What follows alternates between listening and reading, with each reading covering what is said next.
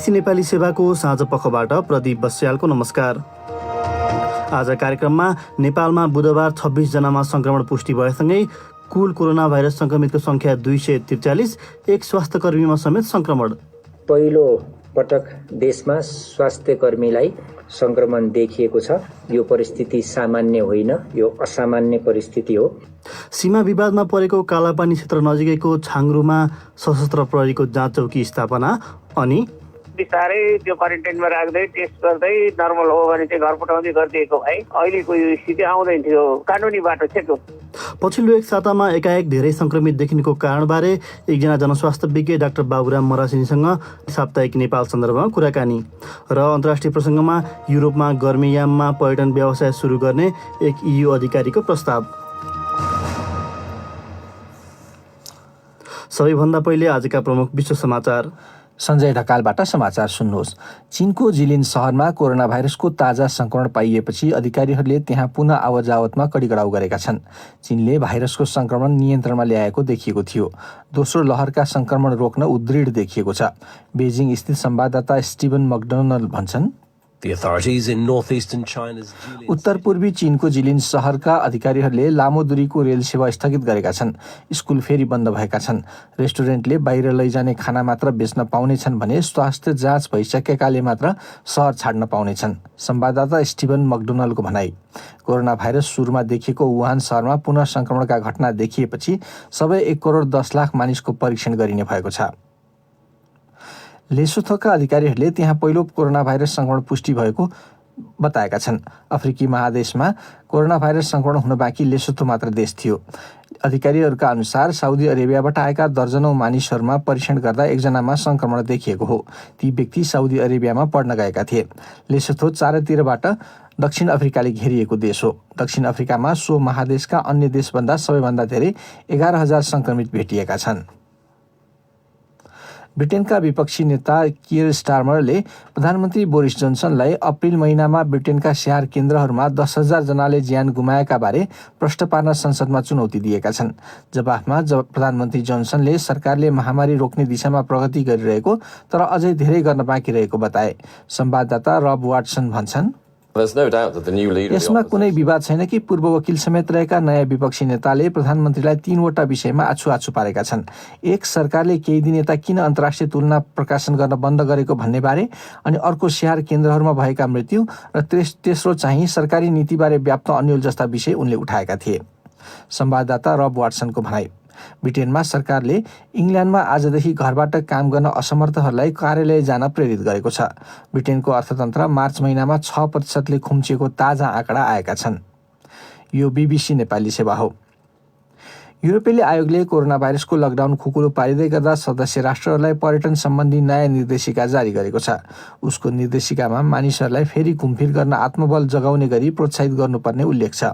उसले 3 चरणमा खुकुलो पार्ने गरी सुरुमा मौसमी कामदारलाई काममा फर्काउने, त्यसपछि भाइरस नियन्त्रणमा रहेका क्षेत्रमा घुमफिरमा अनुमति दिने अनि त्यसपछि मात्र आम पर्यटन खुला गर्ने सुझाव दिएको छ।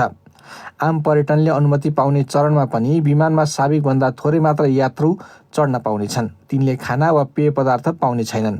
युरोपेली युनियनभित्रका सदस्य राष्ट्रहरूले हालसम्म केन्द्रीय संयोजन बिना नै एक्लै ढङ्गबाट महामारीसँग जुधिरहेका छन्। भारतका गृहमन्त्री अमित शाहले देशका सबै अर्धसैनिक प्रहरी बलले प्रयोग गर्ने क्यान्टिन तथा बिक्री केन्द्रहरूमा आइन्दा भारतमा बनेका सामग्री मात्र उपलब्ध हुने बताएका छन्। जुनको 1 तारिकदेखि लागू हुने सो नियमले 50 लाख मानिसलाई प्रभाव पार्ने उनले बताए। उनले देशको विदेशी आयातमा निर्भरता कम गर्न सबै भारतीयहरूलाई पनि सोही अनुरूपको व्यवहार गर्न सुझाव दिए। मंगलबार प्रधानमन्त्री नरेन्द्र मोदीले कोरोना भाइरस सङ्कटले भारतलाई आत्मनिर्भर हुन स्मरण गराएको बताएका थिए। र जापानमा एकजना सुमो कुस्तीबाज त्यहाँ सबभन्दा कम उमेरमा कोरोना भाइरस संक्रमणबाट मारिएका व्यक्ति भएका छन्।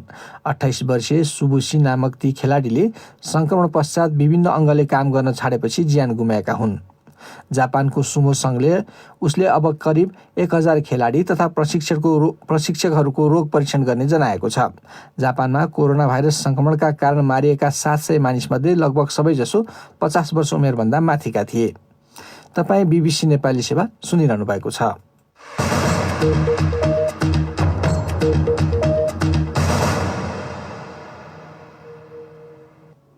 साँझपखमा पुनः स्वागत छ। स्वास्थ्य मन्त्रालयले बुधबार थप 26 जनामा संक्रमण भएको विवरण सार्वजनिक गरेसँगै नेपालमा कोरोना भाइरस संक्रमण पुष्टि हुनेको संख्या 243 पुगेको छ। आज संक्रमण देखिएका व्यक्तिहरू रूपन्देही, कपिलवस्तु, पर्सा, नवलपरासी र बाँके जिल्लाका भएको स्वास्थ्य मन्त्रालयले जनाएको छ। उनीहरूको स्वास्थ्य अवस्था सामान्य रहेको र उनीहरू स्वास्थ्यकर्मीको सम्पर्कमा रहेको बताइएको छ। सुनौ एक रिपोर्ट।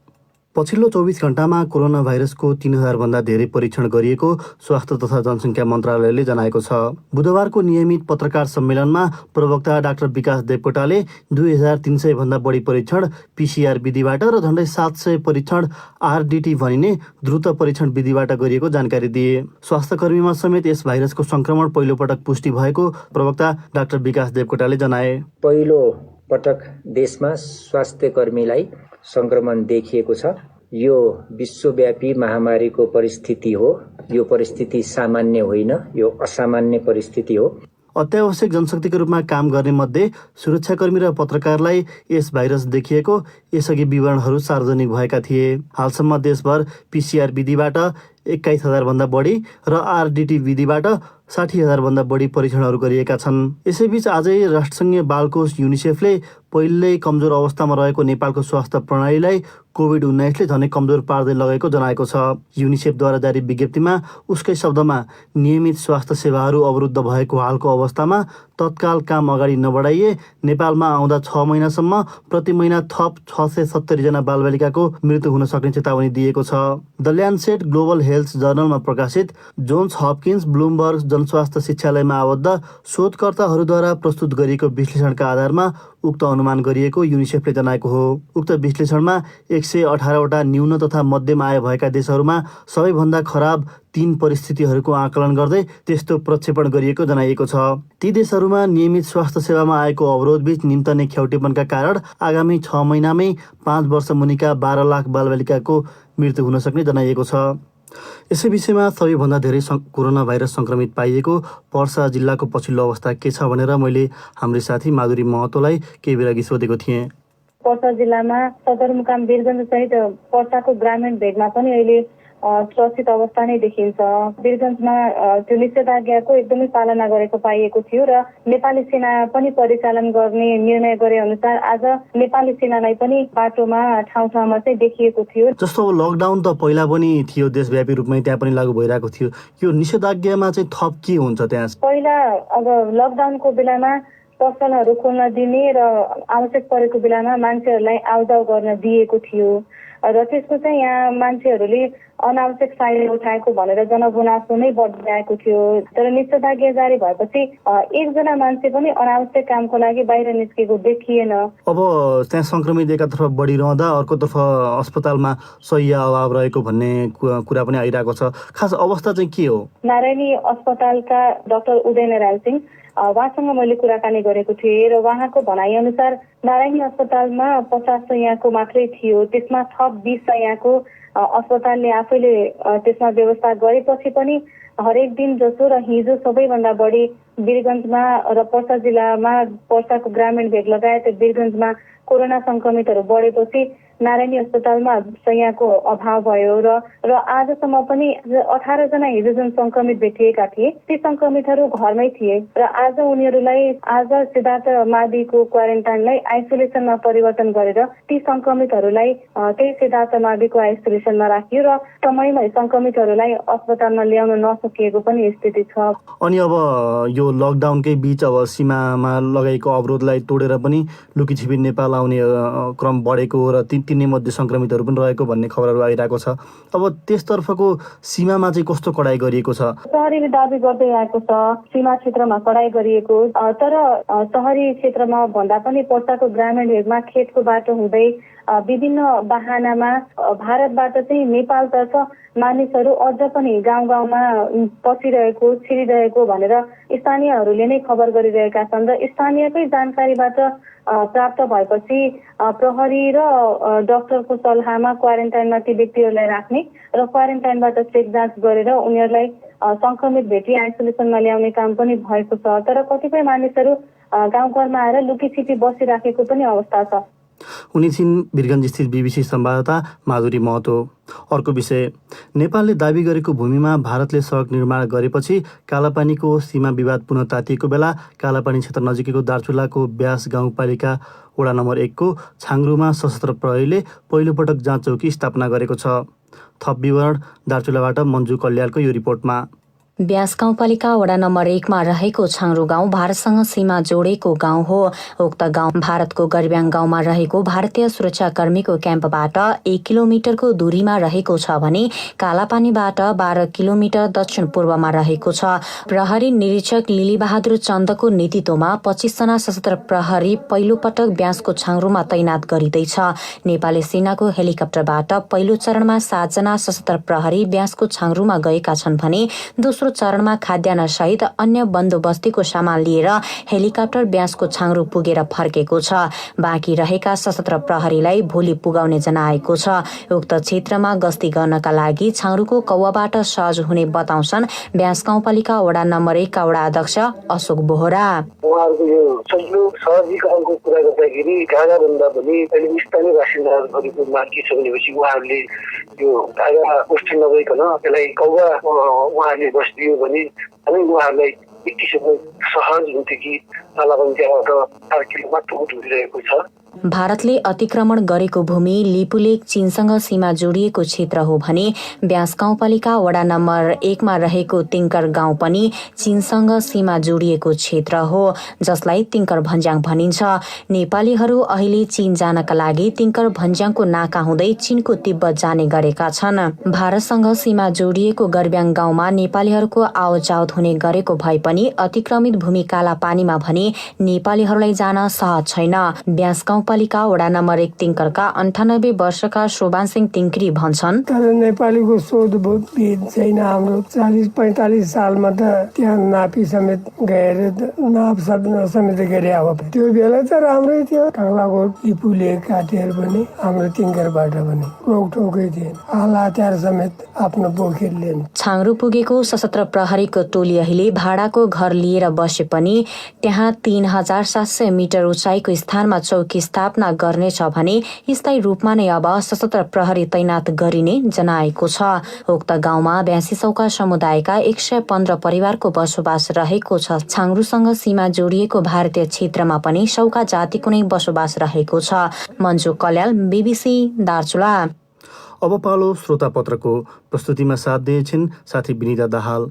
नेपालमा कोरोना भाइरस संक्रमण पुष्टिको दर केही दिन यता बढेको छ। सरकारले नियन्त्रणका लागि विभिन्न उपाय अवलम्बन गरिने बताइरहेको छ। कोभिड-19 रोकथाम र नियन्त्रणका लागि सर्वसाधारण नागरिकहरूले चाहिँ के कस्तो कदम चाल्नुपर्छ भनेर आज हामीले हाम्रो सामाजिक सञ्जाल फेसबुक र ट्विटरमा सोधेको प्रश्नमा प्राप्त थुप्रै जवाफ मध्ये केहीलाई यहाँ प्रस्तुत गर्दैछौँ। ट्विटरमा केदार शर्मा लेख्छन्, स्थानीय सरकार जनप्रतिनिधि मार्फत विदेशबाट आउने व्यक्ति तथा तिनका परिवार र नातेदारको वास्तविक पहिचानमा सक्रिय भूमिका निभाउने हो भने र केन्द्र सरकारबाट स्रोत साधन सहित छिटो परीक्षण गराउने हो भने कोरोना भाइरस नियन्त्रणमा प्रभावकारी सफलता मिल्थ्यो होला। फेसबुकमा विजय बम ठकुरीले भने बुँदागत रूपमा आफ्नो धारणा राखेका छन्। सकारात्मक सोच राख्ने, नेपाल सरकारबाट जारी नियम पालना गर्ने, अत्यावश्यक बाहेक अरू बेला बाहिर नजाने, सरसफाई र शारीरिक व्यायाममा ध्यान दिने, मनलाई आफ्नो काबुमा राख्ने।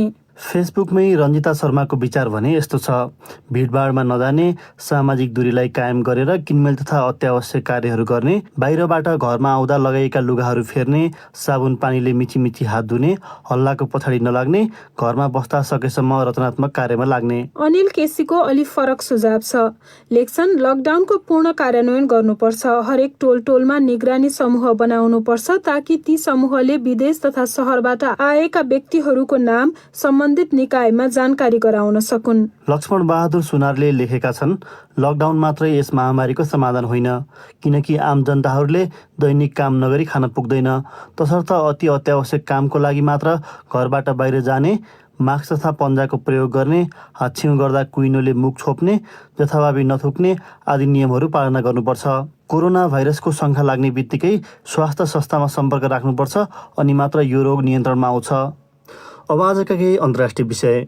युरोपेली सङ्घ EUका एकजना वरिष्ठ अधिकारीले क्रमबद्ध रूपमा सीमाहरू खुकुलो पार्दै कोरोना भाइरसको मारमा परेको पर्यटन उद्योगलाई सुचारू गर्ने प्रस्ताव गरेका छन्। महामारीसँगै EUसँग जोडिएका देश र अरू बेला खुला सीमा रहने EU सदस्य सेन्जेन क्षेत्रमा सीमाहरू बन्द गरिएका थिए, तर बिस्तारै केही देशहरूले त्यो खुकुलो पार्न थालेका छन्। BBC विवरणमा आधारित एक रिपोर्ट सुनौं। EUका आर्थिक मामिला आयुक्त पाओलो गेन्टिलोनीले आफ्नो प्रस्तावले यस गर्मीयाममा आफूहरूले पर्यटक याम सञ्चालन गर्न सक्ने सन्देश दिने बताएका छन्। उनले भने त्यसको लागि बरु सुरक्षा उपाय र अन्य केही सीमितताहरूको सामना गर्न सकिन्छ। अस्ट्रिया र जर्मनी यात्रा प्रतिबन्धहरू हटाउने पछिल्ला EU देश बनेका छन्। शुक्रबारबाट ती देशका सीमा बिन्दुमा निश्चित केहीको जाँच गरिनेछ र जुनको मध्यबाट खुला रूपमा आउजाउ पुनः सुरु गरिनेछ। अस्ट्रियाका चान्सलर सेबास्टियन कुर्जले भनेका छन्, हामीले मानिसहरूको दैनिक जीवन सहज बनाउन र थप सामान्य अवस्थातर्फको अर्को कदम लिन चाहन्छौँ। त्यसैगरी यात्रा गर्न चाहने ब्रिटिस नागरिकहरूलाई भने आरामदायी अन्तर्राष्ट्रिय घुमघाम गर्ने नसोच्न सचेत गराइसकिएको छ। ब्रिटिस नागरिकहरू छुट्टीमा विदेश घुम्न गए त्यहाँबाट फर्कँदा 14 दिने क्वारेन्टिनमा बस्नुपर्ने गरी योजना बनाउन भनिएको छ। तर फ्रान्स र आयरल्यान्डमा गएर फर्कँदा भने क्वारेन्टिनमा बस्नुपर्ने छैन। युरोपेली आयोगले उसले ल्याउने मार्गदर्शनहरू सुरक्षाको लागि तय गरिने र त्यसमा कसैप्रति विभेद नगरिने जनाएको छ। युरोपको आर्थिक उत्पादनमा पर्यटनको योगदान झन्डै 10% छ। सङ्घका 27 सदस्य राष्ट्रमा 10 लाखको रोजगारी पर्यटन क्षेत्रसँग जोडिएको छ। अर्को विषय, इङ्ल्यान्डमा घरमै बसेर काम गर्न असमर्थ मानिसहरूलाई आजबाट काममा फर्कन त्यहाँको सरकारले प्रेरित गरेको छ। तर संयुक्त अधिराज्यका अन्य भूभागमा भने त्यो नियम लगाइने छैन। मन्त्रीहरूले सार्वजनिक यातायातमा सकेसम्म यात्रा नगर्न आग्रह गरेका छन्, तर कयौँलाई त्यसको विकल्प नहुन सक्छ। BBC विवरणमा आधारित यो रिपोर्ट सुनौ सृजना श्रेष्ठबाट। इङ्ल्यान्डमा लागू लकडाउनका नियमहरू सरकारले केही खुकुलो पार्न सुरु गरेपछि मानिसहरूले घर बाहिर केही बढी समय बिताउने, पार्कमा एकजना मात्र साथी भेट्न र डेरा सर्ने कामहरू गर्न पाउने भएका छन्। बुधबारदेखि लागू हुने नयाँ नियममा बगैँचाको सामान बेच्ने ठूला पसलहरू पनि खुल्नेछन् भने मानिसहरूले आफ्नो एका घरमा सँगै बस्ने बाहेक बाहिरका एकजना मानिसलाई भेट्न पाउनेछन्। एक अर्काबाट टाढा बसेर खेल्न सकिने गोल्फ जस्ता खेलहरू अब खेल्न पाइनेछ। यसैबीच आफ्नो घरमा बसेर काम गर्न नसक्ने अवस्थाका केही कर्मचारीहरूलाई कार्यस्थलमा नै गएर पनि काम गर्नका लागि प्रेरित गरिने भएको छ। आइतबार ब्रिटेनका प्रधानमन्त्री बोरिस जोन्सनले गरेका भाषणपछि यी व्यवस्थाहरू गरिएका हुन्, जुन भाषणमा उनले 7 हप्तासम्म लकडाउनमा रहेका समाजलाई खुला गर्ने उद्देश्यका साथ केही सशर्त योजना सार्वजनिक गरेका थिए। त्यसपछि लकडाउन सम्बन्धी नियमहरू लागू गर्नमा संयुक्त अधिराज्यको सरकार र अधिकार प्रत्यायोजित स्कटल्याण्ड, वेल्स र नर्दर्न आयरल्यान्डका सरकारहरूबीच केही भिन्नता देखा परेको छ। अधिकार प्रत्यायोजित ती सरकारहरू लकडाउनको कडा नियमहरू र मानिसहरू घरभित्रै रहनुपर्छ भन्ने सन्देशलाई कायमै राख्ने पक्षमा रहेका छन्। इङ्ल्यान्डमा भने कार्यस्थललाई सकेसम्म सुरक्षित राख्न रोजगारदाताहरूलाई निश्चित निर्देशिकाहरू जारी गरिएको छ। तिनमा एक पटकमा थोरै मान्छेहरू मात्र काम गर्ने कार्य विभाजन र कार्यालयको बारम्बार सरसफाईको व्यवस्था पर्दछन्। सृजना श्रेष्ठ। आज बुधबार, अब सुनौ साप्ताहिक नेपाल सन्दर्भ।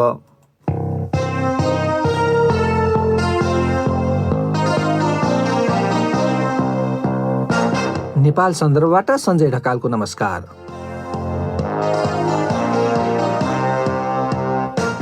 नेपालमा कोरोना भाइरसको संक्रमण पहिलो पटक माघमा फेला परे यता दोस्रो संक्रमण पुष्टि हुन अर्को 2 महिना लाग्यो। त्यसको 1.5 महिनामै 100 पुग्यो अनि 100 पुगेको 3 दिनभित्रै 200 संक्रमितको संख्या नआएको छ।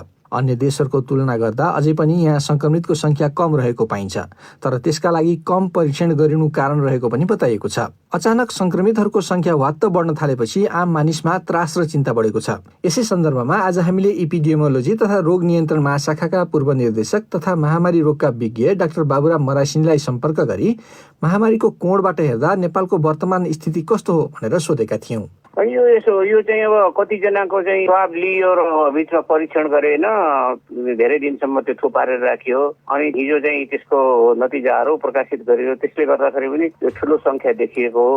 दोस्रो चाहिँ अब यो समुदायमा फैलियो, अब खास गरी चाहिँ वीरगञ्जमा, नेपालगञ्जमा भन्ने कुरामा अब कुनै शङ्का रहेन। समुदायमा सीमित परिधिभित्र यो चाहिँ फैलिएको देखियो। फैलिनेको पछाडिको कारण चाहिँ अब सीमा पारबाट बिराम आए अनि उनीहरूलाई सरकारी नीति अनुसार नेपालभित्र आउन दिएन, बोर्डरमै बसै पारी नै व्यवस्थापन गरियो। अलिक त्यो अव्यावहारिक लाग्यो कि मलाई चाहिँ। भारतका मान्छेलाई वारी राखेर वारी व्यवस्थापन गर्ने, नेपालका मान्छेलाई पारी राखेर व्यवस्थापन गर्ने कुरा चाहिँ अलि अस्वाभाविक, अलि कस्तो कस्तो जस्तो लाग्यो मलाई चाहिँ, व्यवहारिक जस्तो लागेन। नेपालीहरूले जति जति आउँछन् बिस्तारै त्यो क्वारेन्टाइनमा राख्दै टेस्ट गर्दै नर्मल हो भने चाहिँ घर पठाउँदै गरिदिएको भए अहिलेको यो स्थिति आउँदैन थियो। कानुनी बाटो छ, कानुनी रूपमा मुख्य नाकाबाट आउने चाहिँ तिमीहरू आयो, हामीले चाहिँ तिमीहरूलाई क्वारेन्टाइन राख्छौँ, 14 दिनमा टेस्ट गर्छौँ, ठिकै छ भने पठाउँछौँ भनेर भनिदिएको भए मान्छे यो कानुनी बाटोबाट आउँथ्यो। कानुनी बाटो नआएर मान्छेले लुकी छिपी धेरै अनि गाउँमा आए, अनि घरमा आएर बस्यो भने गाउँले देख्लान् भने फेरि मामाको घरमा गयो, ससुराली गयो, कहाँ गर्नु कि त्यसले गर्दाखेरि अलिकति यो संक्रमण बेसी बढेको जस्तो चाहिँ देखियो। अब यो 100 पुग्नलाई महिनौ जस्तो लागेको थियो, तर केही दिनभित्रै 200 नाग्यो। के यो तीव्र गतिमा फैलिरहेको भन्न मिल्छ त त्यसो भए? यो होइन, यो टेस्टै गरिरहेको थिएन राम्रोसँग, झ्याक्क झुक्क 200, 300, 150 यस्तो गरिरहेको थियो। थोरै चाहिँ यो PCR को स्पिड चाहिँ बढ्या छ, 1000 को जस्तोमा पुग्न थाहा होला भने अलिकति बढ्या हो। दोस्रो के भने यो वीरगञ्जमा, नेपालगञ्जमा अनि चाहिँ त्यो स्याम्पलहरू लिएर राखिराखेको, कपिलवस्तुमा लिएर राखेको टेस्ट गर्नलाई त्यहाँ PCR को त्यो किटहरू नभएको कारणले रोकिराखेको थियो। तिनीहरू सबैको रिजल्टहरू एकैचोटि आउँदाखेरि ठुलो देखिएको, यसरी संक्रमण व्यापक भएको भन्ने अर्थ मैले बुझ्दिनँ। अर्को मैले पनि मलाई लाग्दैन भने चाहिँ यो चाहिँ इपिडेमियोलोजी कि यो 3टा घटना सट्ट जोडिएका छन् भन्ने पनि लाग्दैन। एउटै मान्छेले नेपालगञ्जमा सारेको, त्यसपछि कपिलवस्तुमा, त्यसपछि वीरगञ्जमा, त्यसपछि उदयपुरमा सारेर ती 4वटै घटना सँगसँगै जोडिएको देखिँदैन। यो स्पोराडिक हो, आइसोलेटेड यो ठाउँमा अलग अलग परिस्थितिको कारणले संक्रमण फैलियो। अब यो परीक्षणको कुरा त डाक्टर साहबले गर्नुभयो, जुन PCR को विधिमा आज मात्रै बताइए अनुसार PCR बाट 24 घण्टामा 2357 वटा गरिएछ, मतलब परीक्षण पहिलाको भन्दा निकै बढेको देखिन्छ। अब हालसम्म PCR बाट 21,000 को परीक्षण गरिएको र RDT बाट 60,000 को परीक्षण गर्दाखेरि यो अन्तर्वार्ता रेकर्ड हुन्जेलसम्ममा 219 देखिएको छ। यो भनेको कस्तो स्थिति हो? थोरै नै हो। यो हाम्रो चाहिँ अब के छ भने अधिकांश केसहरूको सम्बन्ध सीमापारीमै छ। त्यो भारत मात्रै भन्ने पनि होइन, अब कति युरोपियन देशबाट पनि आउनुभयो। त्यो हिसाबले हेर्दाखेरि स्थानीय रूपमा संक्रमित व्यक्तिहरूको संख्या मलाई लाग्छ हिजोको उसले 50-50 को हाराहारीमा पुग्यो कि जस्तो लाग्छ। पहिला त 80-20 जस्तो थियो, मतलब 80 बाहिरबाट आएको, 20 यहाँको भन्ने, 20 चाहिँ नेपालभित्र थियो। अब अहिले चाहिँ हिजोको परिस्थितिले चाहिँ अनि चाहिँ 50-50 को जस्तो परिस्थिति भएको भनेपछि बिस्तारै समुदायमा सर्न थालेको छ। अब यो अवस्थामा बिग्रन नदिन के गर्नुपर्छ? जहाँ जहाँ देखिन्छ त्यही लकडाउन गर्ने हो कि यो सम्पूर्ण नेपाल लकडाउन गरेर? मैले त अब भनिराखेको छु, दाहिने घुँडा पिलो आएछ अनि टाउका पट्टी बाँधेर हुँदैन, त्यो पिलोलाई त्यही चिर्ने हो, त्यही पट्टी बाँध्ने हो, त्यसैको इलाज गर्ने हो। समय लिएर राम्रोसँग टेस्ट गरेर यहाँ संक्रमित व्यक्तिहरू चाहिँ अब चाहिँ छैनन् भन्ने गराएर छोड्ने हो। लकडाउन भनिदिएको छ, मान्छेले पालन गरेको थाहा छैन, त्यसमा चाहिँ ध्यान दिनु पर्यो। र अर्को के गर्नु पर्यो भने यो कोरोना भाइरसले स्पष्ट रूपमा संसारलाई नै सन्देश दिएको छ। यसले के सन्देश दियो भने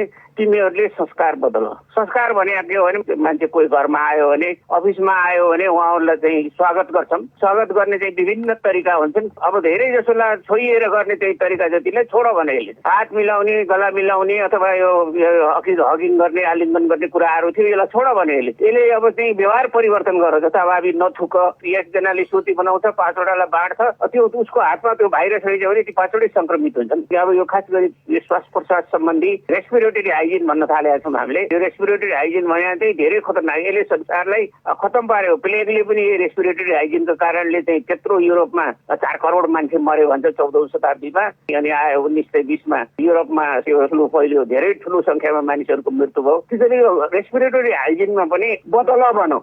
अनि तेस्रो चाहिँ अलिकति अनुशासित हौ, किन्न जाँदाखेरि, किनमेल गर्न जाँदाखेरि लाइन लाग, जहाँ जहाँ लाइन लाग्नु परेछ लाइन लाग भन्नु पर्यो, त्यसलाई लागू गर्ने। अनि 1 मिटरको दूरीहरू चाहिँ कायम गर्ने, 1 मिटर अथवा 3 हात भन्ने गरेको छु मैले। गाउँका मान्छेहरूले बुझ्नु होला भनेर 3 हातको चाहिँ फरक गरेर बस्नु पर्यो। यो कामहरू गर्दै गयो भने यो चाहिँ धेरै ठुलो समस्याको रूपमा रहँदैन। यो अब फाटो बिरामी त यो देखि हुन्छ, यसलाई मैले चाहिँ धेरै ठुलो रूपमा लिँदैन। तपाईँ विगतमा एपिडेमियोलोजी तथा रोग नियन्त्रण महाशाखामा हुँदाखेरि पनि अब कहिले स्वाइन फ्लू, कहिले डेङ्गी, कहिले अब बर्ड फ्लूकै पनि कुराहरू आइराखेका थिए।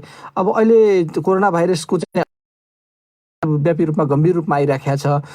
त्यतिखेर र अहिलेलाई तुलनै गर्न नमिल्ने स्थिति छ, तर तपाईँले हेर्दा चाहिँ कस्तो पाउनुहुन्छ? त्यो बेला स्वाइन फ्लू पनि डरलाग्दै के हेर्नु, एकचोटि काठमाडौँमा व्यापकै भयो, एकजना केन्द्रीय स्तरको नेता पनि अनि उहाँ पनि बित्नुभयो, वैदेशिक रोजगार व्यवसाय सङ्घको राष्ट्रिय अध्यक्ष पनि त्यसै कारणले स्वाइन फ्लू लागेर बित्नुभयो। धेरैजनाको 20, 22, 25 जनाको यही काठमाडौँमा मात्रै अनि चाहिँ दुःखद निधन भयो। त्यो पनि कडा थियो त्यो बेलाको 15 सालमा। अब त्यो अब कहिले फेरि अब फर्केर आउने हो त्यो चाहिँ म भन्न सक्दैन। त्यो बेला पनि हामीले यही चाहिँ अब यो हात धुनु, मास्क लगाउनु भनेर चाहिँ व्यापक रूपमा प्रचार प्रसार गर्यौँ। नमस्कार गर्नु, यो हात नमिलाउनु भनेर। यसलाई के भन्छ भने संसारमा सबैभन्दा कठिन काम के हो भने श्वास प्रश्वासबाट सर्ने रोगको नियन्त्रण र रोकथाम असाध्यै जटिल छ। शासन भने व्यवहार, संस्कार सबै चिज हामीले परिवर्तन गरेर जाने हो भने यो चाहिँ ठुलो सम्भावना रहँदैन। फाटफुट यो चाहिँ बिरामीहरू अलि अब 50-60-100 बिरामीहरू हरेक महिना देखिन सक्छन्। तर अब पछि अब चाहिँ सेप्टेम्बर पछि अक्टोबर नोभेम्बरमा के हुन्छ भनेर भन्नुभयो भने त्यो बारेमा मैले चाहिँ अलिकति अहिले भन्न सक्ने अवस्था छैन। अब हालसम्म 200 जना भन्दा बढी नाग्दाखेरि सबैको अवस्था सामान्य भनिएको छ। यो चाहिँ के हो? यो चाहिँ विश्वमा यसले धेरैको ज्यान पनि लिएको छ। यो चाहिँ दुईटा अब चाहिँ सिद्धान्त निकाले। एकजना युरोपतिरका ठुला एपिडेमियोलोजिस्ट छन्, उनले के भन्यो भने होइन यो त BCG खोप लगाए अल्प विकसित देशले, विकसित देशहरूले चाहिँ यसलाई चाहिँ हेला गरे लगाएनन् उनीहरूले। युरोपको अनि नर्थ अमेरिकाले लगाएनन्, क्षयरोगको लागि लगाउने चाहिँ लगाएनन्। यो क्षयरोगको लागि लगाएको खोपले त्यो एन्टिबोडीलाई अलिकति सशक्त बनायो, त्यसले चाहिँ यो कोरोनालाई पनि छेक्यो भनेर उनले चाहिँ व्यापक प्रचार गरे। उनले के भन्यो भने 40 गुणा कम भयो मृत्यु पनि अनि यो चाहिँ रोग लाग्ने पनि। त्यसैले यो प्रभावकारी देखियो भनेर चाहिँ एउटा कुरा आयो। अर्को फेरि अहिले यो उचाइ अल्टिट्युडमा यो कम लाग्छ भनेर पनि सिद्धान्त रहिरहेको छ। ए मतलब समुद्र सतहबाट कति माथि छ भन्नेमा भर पर्यो भनेर। त्यसो गर्दाखेरि यहाँ कम देखिएको भन्ने खालको आकलन कसैको रह्यो। तर अब त्यसको विशिष्ट प्रमाण त केही फेला परेको छैन। त्यसकारण अहिलेको स्थितिमा आम मानिसलाई अब यो जुन बढिरहेको छ तपाईँले दिने सल्लाह के हो? यो त सबैको आफ्नै हातमा छ कि यसको चाहिँ रोक्ने त। अब चाहिँ 1 मिटरको दूरी कायम गर्नु पर्यो, हातसाथ मिलाउने, यो चाहिँ नजिकैसँगै टाउको जोडेर बस्ने यो कामहरू परिवारका सदस्यहरू बाहेक यो काम सबै बन्द गर्नु पर्यो। अनि त्यसपछि यो हात धुनु पर्यो पटक पटक। अनि जहाँ जाँदाखेरि पनि लाइन लागेर त्यो चाहिँ मान्छेहरूसँग चाहिँ ठेलमठेल गरेर सामान किन्ने, बस चढ्ने अथवा अहिले त बस छैन, त्यो कामहरू हामीले अब धेरैको यो सदाको लागि त्याग्नु पर्छ जस्तो लाग्छ। हामीले चाहिँ सदाको लागि त्याग्नु पर्यो। यो सरकारी नीतिमा पनि त्यो आउनु पर्यो। सरकारी नीतिमा अहिलेसम्म चाहिँ त्यसलाई चाहिँ कतै उल्लेख गरिएको देखिएको छैन। फर्स्ट कम फर्स्ट सर्भ त्यो चाहिँ अनि सिद्धान्त नेपालभित्र अनि चाहिँ सरकारी अड्डाहरूमा लागू भएको देखिँदैन। सिद्धान्तमा कहीँ भनेको छ, व्यवहारमा त छँदै छैन। त्यो पनि एकदम कडा साथ लागू गर्नु पर्यो। थुक्नु भएन, जथाभावी चाहिँ थुक्ने, यो चाहिँ पान खाएर सुर्ती खाएर थुक्ने, सुपारी भयो, त्यसपछि चाहिँ सुर्ती भयो, एउटा हाता राखेर बाँडेर चाहिँ एउटाले बनाउने, 5-6 जनाले खाने जस्ता कामहरू चाहिँ हामीले बन्द गऱ्यौँ भने हामीले यो चाहिँ निश्चित रूपमा यो कोरोना भाइरसको संक्रमणबाट हामी बच्छौँ। तर एउटा के छ भने यो अब बाहिर जाँदाखेरि मास्क पनि एउटा चाहिँ अनिवार्य रूपमा प्रयोग गर्नै पर्छ है। तपाईँले पनि मास्क पर्नुभयो, अर्को मान्छेलाई कोरोना भाइरसै रोग लागेको रहेछ, नजिकबाट हिँड्नुभयो भने पनि तपाईँले उसले खोपेको सबै अनि चाहिँ त्यो सानो कणहरू, कपारको कणहरू तपाईँको मुखसम्म, अनुहारसम्म, नाकसम्म आइपुग्दैन। त्यसैले चाहिँ यो मास्क चाहिँ प्रभावकारी हुन्छ। त्यो सबैले लगाइदियो भने चाहिँ यसले चाहिँ धेरै मात्रामा चाहिँ रोग सर्नबाट यसले पनि रोक्छ। हस्, उनी थिए एपिडेमियोलोजी तथा रोग नियन्त्रण महाशाखाका पूर्व निर्देशक डाक्टर बाबुराम मरासिनी। आजको लागि नेपाल सन्दर्भ यति नै। र नेपाल सन्दर्भ प्रस्तुत गर्दै थिए साथी सन्देह ढकाल। अब आजका मुख्य समाचार संक्षेपमा। चीनको जिलिन शहरमा कोरोना भाइरसको ताजा संक्रमण पाइएपछि अधिकारीहरूले त्यहाँ पुनः आवत जावतमा कडिकडाउ गरेका छन्। लेसोथका अधिकारीहरूले त्यहाँ पहिलो कोरोना भाइरस संक्रमण भएको पुष्टि गरेका छन्। अफ्रिकी महादेशमा कोरोना भाइरस संक्रमण हुन बाँकी लेसोथो मात्र थियो। ब्रिटेनका विपक्षी नेता कियर स्टारमरले प्रधानमन्त्री बोरिस जोन्सनलाई अप्रिल महिनामा ब्रिटेनका स्याहार केन्द्रहरूमा 10,000 जनाले ज्यान गुमाएका बारे प्रश्न पार्न संसदमा चुनौती दिएका छन्। युरोपेली आयोगले कोरोना भाइरसको लकडाउन खुकुलो पारिँदै गर्दा सदस्य राष्ट्रहरूलाई पर्यटन सम्बन्धी नयाँ निर्देशिका जारी गरेको छ। भारतका गृहमन्त्री अमित शाहले देशका सबै अर्धसैनिक प्रहरी बलले प्रयोग गर्ने क्यान्टिन तथा बिक्री केन्द्रहरूमा आइन्दा भारतमा बनेका सामग्री मात्र उपलब्ध हुने बताएका छन्। र जापानमा एकजना सुमो कुस्तीबाज त्यहाँ सबभन्दा कम उमेरमा कोरोना भाइरस संक्रमणबाट मारिएका व्यक्ति भएका छन्।